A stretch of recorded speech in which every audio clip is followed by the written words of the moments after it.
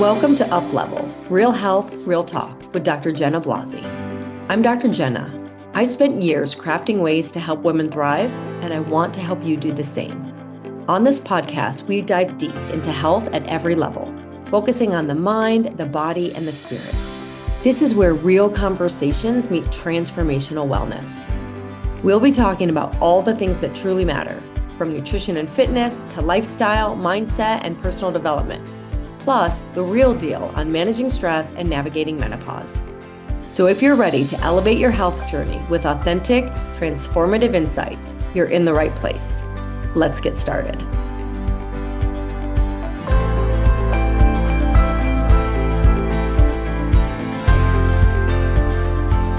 Hello, and welcome back to UPLEVEL. I'm Dr. Jenna, and for those of you that actually watch this podcast, I am sitting further back today because I completely cut the top of my head off last time, so trying not to do that for those of you that do watch this. Here's what we're going to talk about today. I want to dive into gratitude and the science and the soul of gratitude, if you will. This time of year, we hear a lot about gratitude. And some people pick a day. Some people say, okay, let's celebrate it for the month of November, whichever it is. It feels very limited to me, especially if it's a day. This is Thanksgiving week, so some people just sort of focus on a day, but I want to take it deeper. And this is not a write 3 things down that you're grateful for checklist, but what is really happening in your body, what is happening in your brain when you live from gratitude, and how it can change the way that you metabolize stress, the way you regulate your hormones, and even how it impacts longevity. So I want to bring in a personal story here, maybe 2 personal stories, one of which I might have told already on this podcast, but I was going through a difficult time in my business, and these events that were happening could have gone in a direction of, even feeling like bigger challenges. And I could feel myself starting to go in that place of oh my gosh, what if this and what if this, and just feeling this inner tension, stress, and anxiety around what was occurring. And then I was doing my meditation practice and just closing my eyes, and suddenly it just got washed over me, this feeling of it's okay. Everything is happening for me. This is really my belief system. I believe there's no coincidences. I believe everything happens for a reason. I believe life is happening for us, not to us. And this is actually something that I believed when I was younger, when I was in high school. I didn't believe in God. I think I was atheist. I may have been agnostic, but I think I was atheist back then. But I still believed everything happened for a reason, which is interesting. So I think I was always destined to remember, have an awakening of my soul, if you will. But this feeling just washed over me. Everything is fine. These challenges are for your growth. And for those of you that are on a path of personal growth, you know that these things come up so that we can grow. We don't ever stop facing challenges. We just change the way that we respond to them and change the way that they affect us. And gratitude is a big part of that. The other thing that I have done is, and I think this is maybe the story that I told one morning. I remember I was waking up and I was doing my morning routine and my meditation and my journaling, and my daughter came in and my husband came in, and they were distracting me and trying to talk to me. And I felt so irritated. I was like, oh my gosh, just leave me alone, which is not the energy, by the way, that we want to bring to a morning routine. We're setting the tone for the whole day. And I took note of that, and I was like, oh my gosh, I'm feeling really agitated. And so then I did this exercise that I had heard from somewhere. And I thought, imagine I'm 90 and I've been not I'm 90, I'm 95. And I woke up in my current self, in my current body. So when I was 90, my kids haven't lived with me for years. I don't even know if my husband's still alive, because women tend to outlive men. And so I've been 90, haven't lived with my kids, maybe haven't had a husband. And now I've woken up. And here's my 9-year-old daughter. I think she was 8 when I was doing this. It was earlier this summer. And here's my husband. And yes, my house is a mess, but that's because I'm living with my family. That's because I have a family and they're here. And I suddenly was filled with gratitude. Okay, well, I'm not talking about forced positivity. I'm talking about an actual shift in perception. And so I was like, what would my perception be if I woke up at my age now, 54 years old, but I'd been 90? How grateful would I be for the, interruption, quote unquote, of my family? And everything shifted for me. So that's just two stories I wanted to share. If you find either of those helpful, when we go into gratitude, we can shift our perspective around things. And so gratitude is not just a mindset, though. I really want to go into the science of it as well. It is an actual state change that rewires your nervous system and your hormones. So gratitude doesn't just make you feel better. It literally changes your biochemistry. It calms your stress hormones. It strengthens your heart-brain connection. It shifts your body out of survival mode. We've talked a lot here about nervous system and back into healing and repair. So when we look at like the neurochemistry aspect, gratitude, there's a little gnat flying around me. Gratitude activates brain regions that are tied to dopamine, tied to serotonin, improving your mood, improving your focus, improving your motivation. And as far as the stress hormones, genuine regular gratitude practice. So if you have a regular gratitude practice, it reduces cortisol and it increases that parasympathetic tone, your rest and digest system. So if you have a lot of anxiety or you have a lot of digestive issues, we want to activate the parasympathetic nervous system to improve these, and regular gratitude practices do this. There's also heart coherence. We hear a lot today about heart rate variability. So genuine gratitude has been found to help synchronize the heart and the brain. So that improves your heart rate variability or your HRV. It improves your sleep. It improves your emotional resilience. Like I said earlier, the challenges don't go away. And in many ways, like the bigger the growth, the bigger the challenges that can come with that growth, but our resilience improves. And then when we look at being in gratitude, when we go into a positive emotional state, which we are in when we're in gratitude, if we're truly in it, if it's genuine, this correlates with lower inflammatory cytokines, improved immune function. So we're lowering inflammation and improving our immunity when we're in gratitude. And there's even been some studies that have found, like when people score high on gratitude questionnaires, that there's a lower risk of all-cause mortality compared to those that were not scoring high on gratitude questionnaires. And so from the researchers who've studied happiness, who've studied meaning and well-being, they point out that there's greater life satisfaction. Like when we have regular gratitude, people have greater life satisfaction, greater and improved emotional well-being, and stronger social connections. And that is a bit of a circle or a cycle, if you will, because if you have gratitude and it strengthens your happiness, it strengthens your sense of meaning and purpose in life and your well-being, which is going to lead to more meaningful relationships, purpose, which then feeds back into more gratitude. And the more gratitude we feel, the more we actually are given to be grateful for. Just like the more that we worry and stress, like life will give us more to kind of feel stressed about. So gratitude is not just listing your blessings.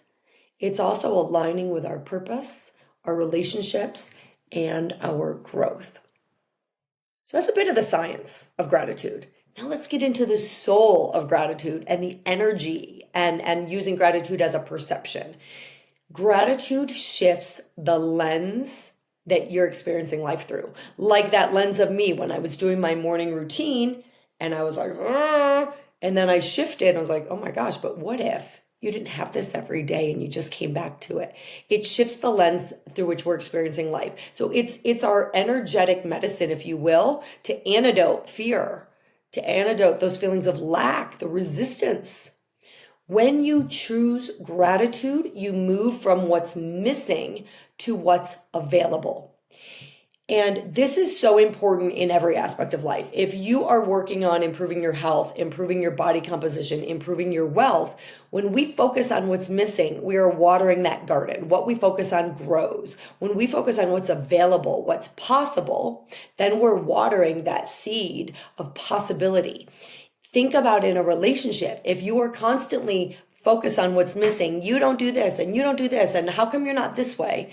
It doesn't typically help the relationship. When you focus on what's available, what's working, while working towards something greater, I'm not saying settle for something that's not satisfying, but this shifts the focus, and what we focus on grows. So we really want to focus on what we want, not what we don't want, not what's missing. If you're constantly berating yourself and your body, I can't believe, look at this belly and look at this, and I can't believe you did this, it's pretty challenging to get to a better place. So I always tell my members, we want to work from the goal, have that goal, see the goal, see yourself, bring it into the I am, bring it into the present. But when you measure your progress, measure from where you've come. Because if we measure from the goal, we're never going to feel like we're there. And then we're focused on what's missing. Bring the goal to the present. It's already here. It's just a matter of time before you see it in your life. And then measure from where you've come. Measure from all of the progress that you've made. So energetically, when we go into gratitude, we're opening up the channel for receiving. Everything you want is actually already here. Everything in the universe is already here. We want to open ourselves up to receiving it. You can't be in resentment and receptivity at the same time. Like if you truly went into gratitude right now, if you pause this podcast, close your eyes, breathe, and go into gratitude for something in your life. And the truth is, as rough as we've had it, there is always somebody worse off. There's always somebody worse off. There's always something to be grateful for. If you truly go into this, you can't feel resentment at the same time that you're in gratitude. And this aligns beautifully with the law of increase. You know, those of you who know me know I'm big on the laws of the universe, and I'm currently teaching a program on the laws of the universe. What you praise, this is the law of increase. What you praise and appreciate expands. So again, we bring that gratefulness in. We praise the things we already have, and everything that we have to appreciate actually expands. What was that line from the Sheryl Crow song years ago? I mean, this is probably going back, 20 plus years, where she says, it's not getting what you want, it's wanting what you have. Or it's not having what you want, it's wanting what you have. Something like that. So we can all strive for bigger goals, and I want you to have all the dreams, but it's also about appreciating what you have right now. Because if we're attached, if we feel we need happy, or like we won't be happy unless we have these things, that's not true happiness. Happiness comes from within. So being grateful for what we have while, striving for the other things that you want. And I see this so often in my clients. When we go into gratitude, it's also putting non-resistance into action. That's another law I taught a few weeks ago, the law of non-resistance. What we fight, like what you resist persists. We know this. So when you stop fighting what is, you're allowing flow to come in again. And so with my program members, when they shift from frustration about what their body isn't doing, because stuff happens, like you're making progress, you're doing well, and then maybe you twist your ankle hiking and suddenly you're like, oh, how come it's not healed yet? Or now I can't do XYZ. When they shift from frustration about what their body isn't doing, what their body isn't, and that's usually from comparison mode to someone else, to gratitude for what they have achieved, for gratitude for what their body is doing, healing actually starts to accelerate. The body is aware of our thoughts. It listens to our thoughts. It listens to the tone of our thoughts. So how do we integrate this practically into our lives? Gratitude only creates change when it's embodied.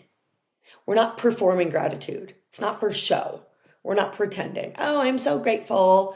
Like the universe responds to the emotion, to what we actually believe. You can tell the universe, I believe in abundance and I want abundance. And then if you're thinking lack and poverty and fear in your heart, that's a double binding message, and the universe senses that, right? It's like if you have a partner and you tell them you trust them, but you're actually super jealous, they can feel that.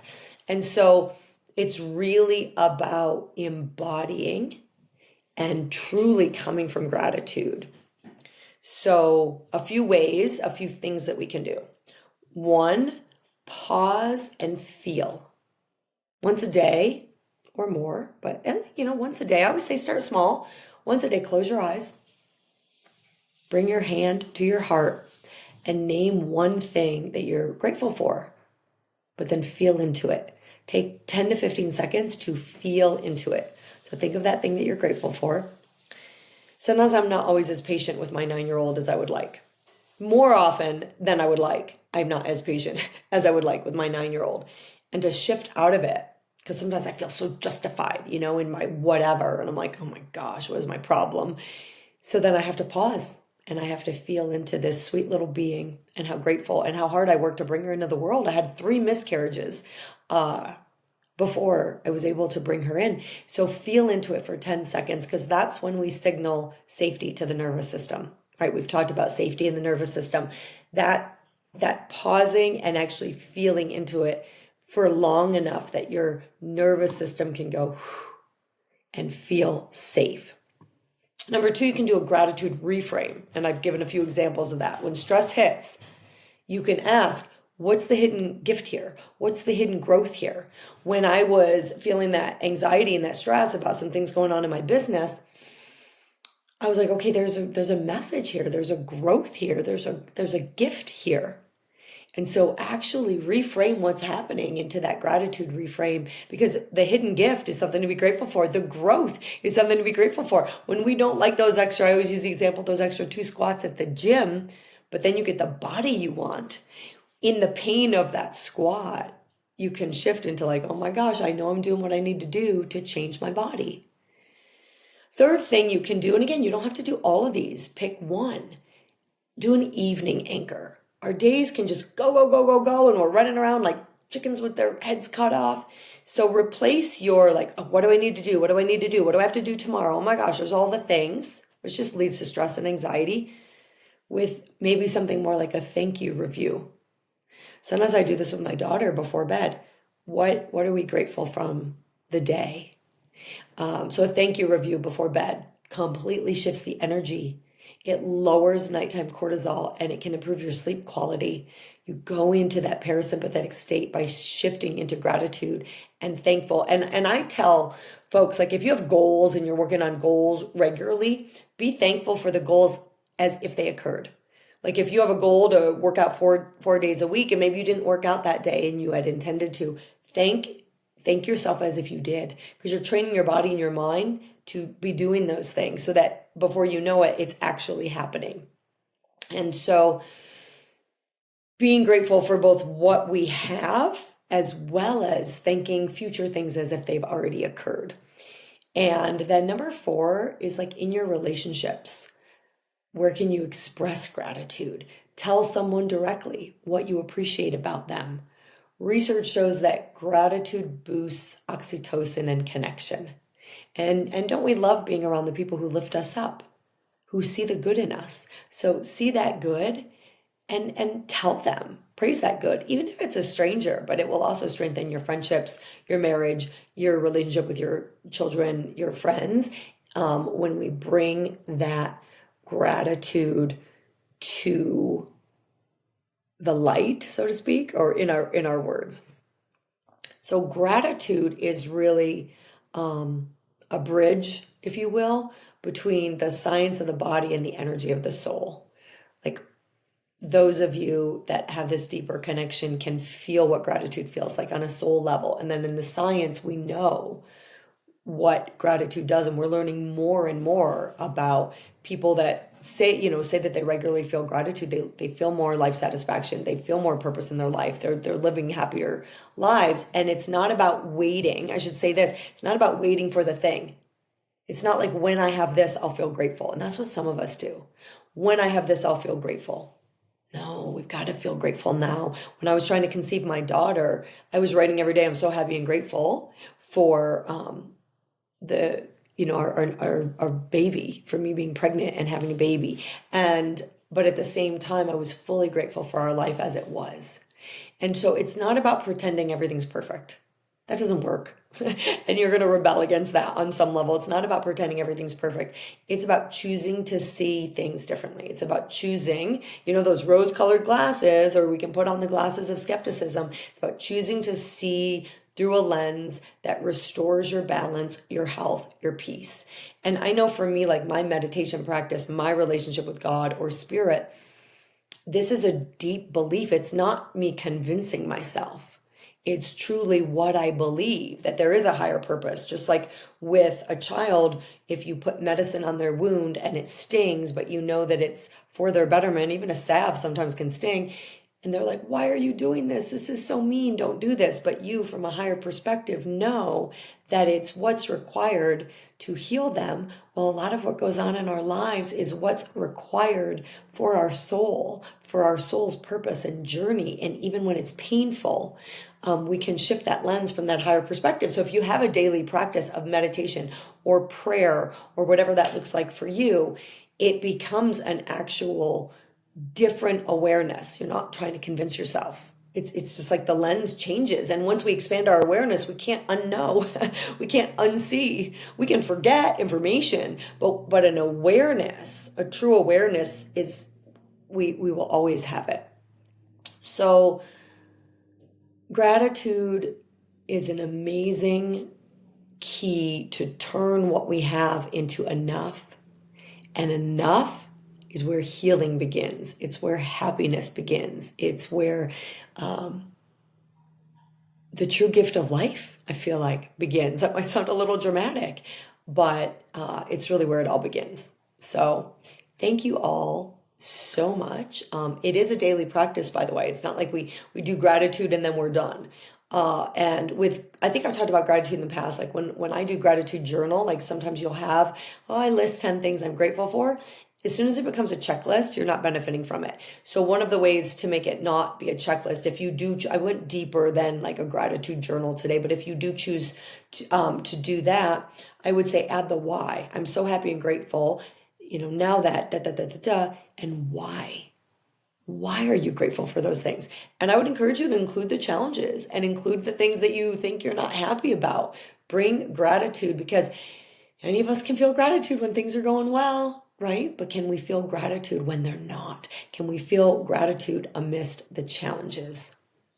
Gratitude truly isn't fluff. It's biological, it's psychological, and it is an amazing lever or mechanism, if you will, for health. So thank you all so much for joining me. My head is fully in the picture today, as is my heart. I'm so grateful for all of you who are listening and sharing with friends and leaving us reviews and reaching out and letting us know how you're doing. Very, very grateful. And I look forward to next time. Have an amazing week and enjoy the family time or the friend time that this time of year can bring. Thank you all so much. See you next time. Thank you for joining me on this episode of UPLEVEL, Real Health, Real Talk. I hope today's conversation inspired you to take the next step in your health journey, one that nourishes not just your body, but your mind and spirit as well. Don't forget to subscribe so you never miss an episode. And if you found value in today's episode, please leave a review. Until next time, keep learning, keep growing, and keep thriving. And remember, true wellness is a journey, and you are on the right path.